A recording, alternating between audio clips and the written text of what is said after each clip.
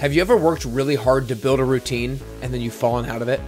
Have you worked towards a goal, achieved it, and then wondered, what's next?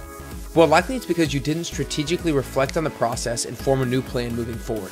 Because when it comes to lasting motivation and keeping a routine, there are a few keys that you might be missing. Today is a solo episode where I will talk about 3 ways to ensure that once you've built a routine, you don't lose it, and once you've gotten motivation, you can keep it. You're listening to the Best You podcast, home to the 10-week transformation, where we help you lose fat, build muscle, and gain confidence. My name is Nick Carrier, and I've done personal training and group fitness since 2016 and have coached 512 people to transform their body in our 10-week transformation program. My mission is to help you become the healthiest, most confident version of yourself so you can get closer to your best you. If you're ready to dive in and figure out how to never let your habits and your routine slide and how to have lasting motivation, then stick around and let's do this. Have you ever felt like you needed a kickstart to build some momentum and get going? It's easy to fall out of a routine when life is throwing so many things your way. If that's you, I've developed something that you're going to love. It's our 1-week free trial of the virtual 10-week transformation. I'm going to give you access to 3 workouts, my goal setting framework, and my 5x5 meal plan. It'll provide you with the tactics and the mindset to give you that kickstart of motivation that you need to get going. In order to check it out, go to nickcarrier.com/free trial or click the link below in the show notes. Again, that's nickcarrier.com/free trial or click the link below in the show notes.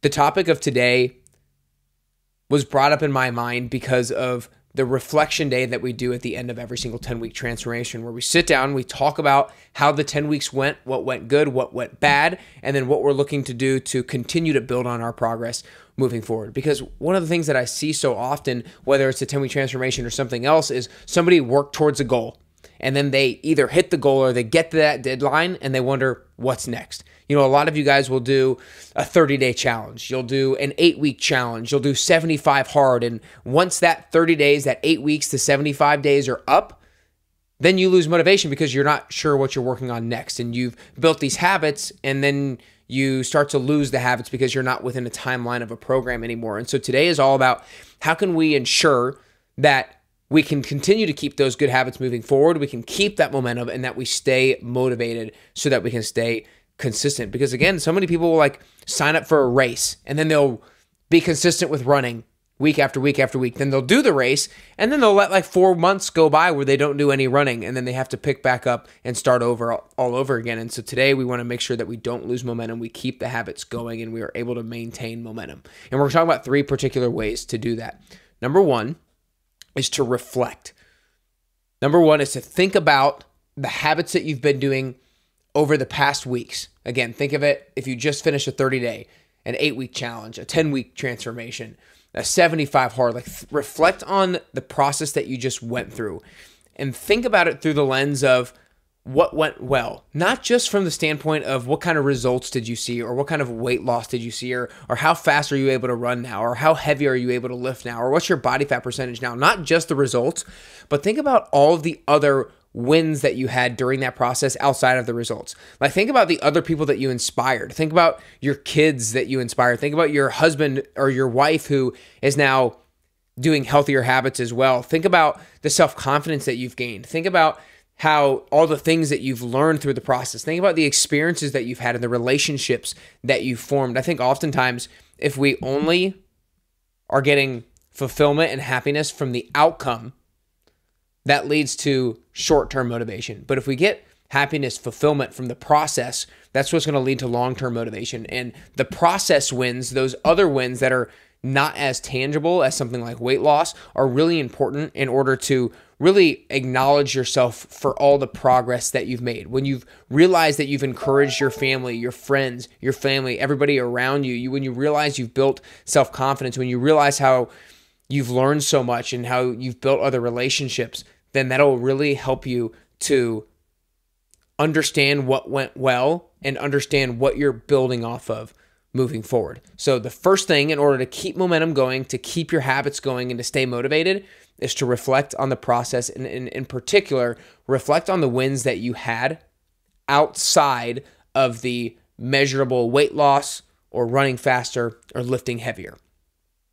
Number 2, you want to think about and prepare your new goal. I would recommend thinking about your new goal prior to your timeline even finishing. So if, for example, you're doing a 30-day challenge, I would think at least 3, 4, 5, 6, 7 days in advance, start to think about, okay, once this 30-day challenge is over, what's my next goal? Once like at the 10-week transformation, when I'm coaching people in week 9, I always encourage people, start thinking about what your next goal is going to be. If you're doing 75 hard, awesome. 5 days in advance, 10 days in advance, start thinking like, okay, what's my goal once this is over? It's really important because we oftentimes think hitting a goal is what provides us with happiness. We think that hitting a goal is going to provide us with so much elation and we're going to be so darn happy and it's going to change everything for us. But really the science shows that when we hit a goal, sure, there is a dopamine spike, but then there's a crash right after it.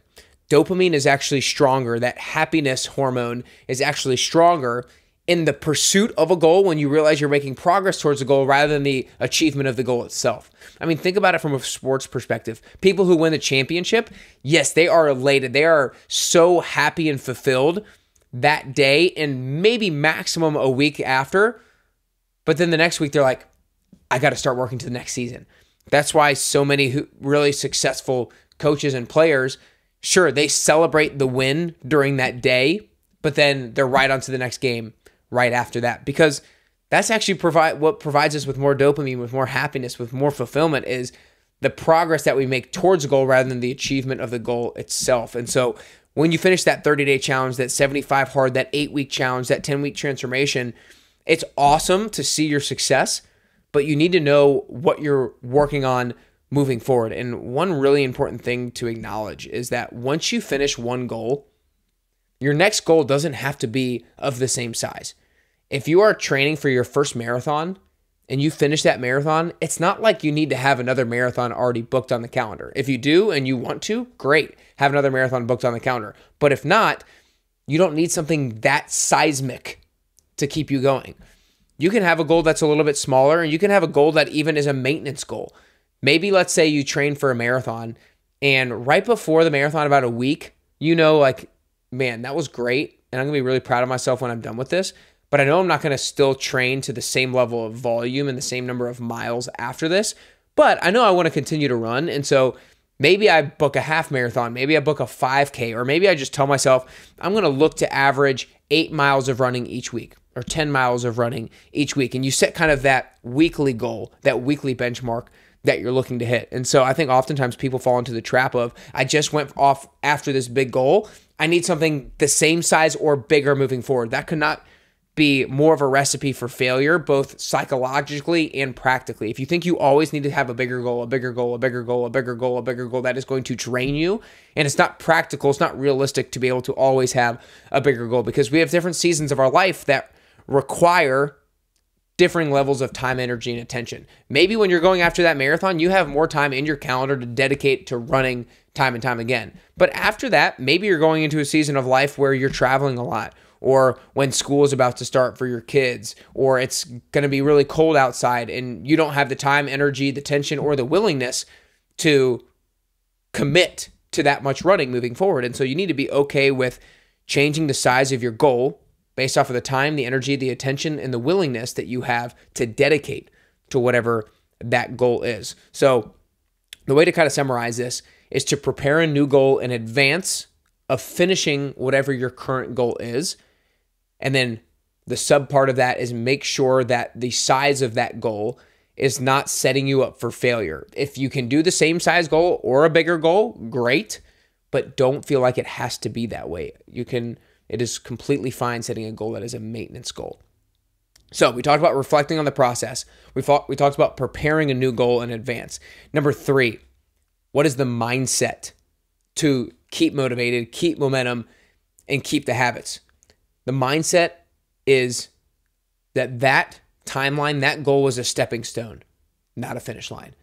Oftentimes, if you do a 30-day challenge, a 10-week transformation, a 75 hard, we think At the end of the 30 days, at the end of the 75 days, at the end of the 10 weeks, we're going to be where we want to be. And thank God, and then I'll just coast, or thank God, and then I'm done. It's like nothing with health and fitness is ever a finish line. It's just a stepping stone. It's an artificial finish line to progress you towards what's next. And so you need to make sure that you go in with the mindset of whatever timeline program that you're doing, that this is not a finish line, it's a stepping stone.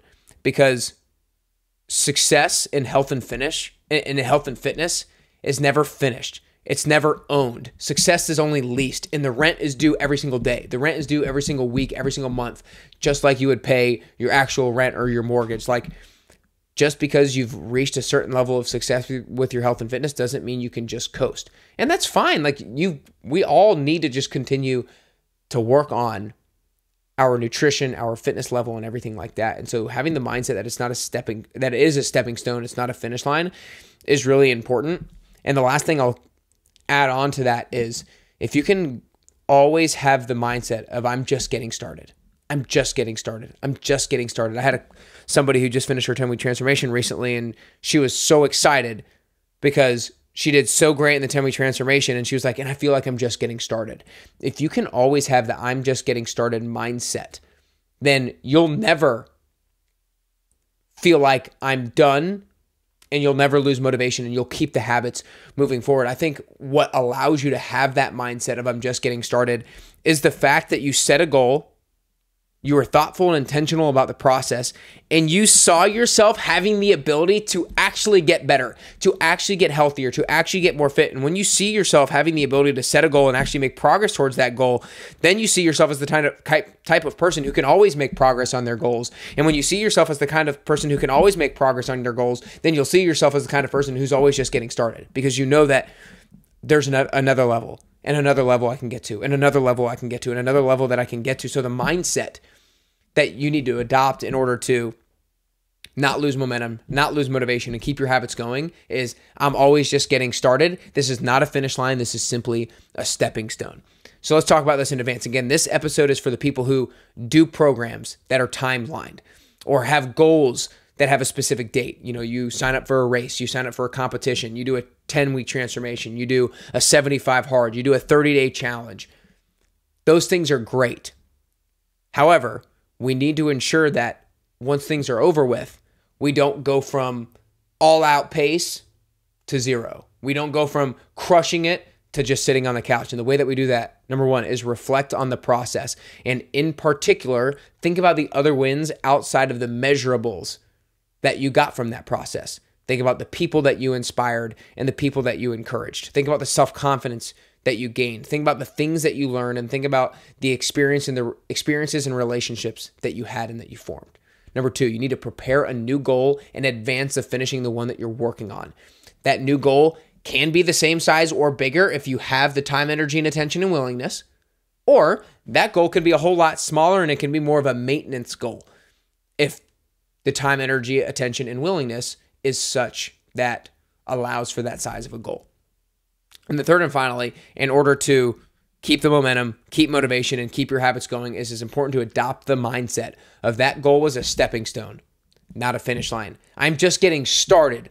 I'm nowhere near finished.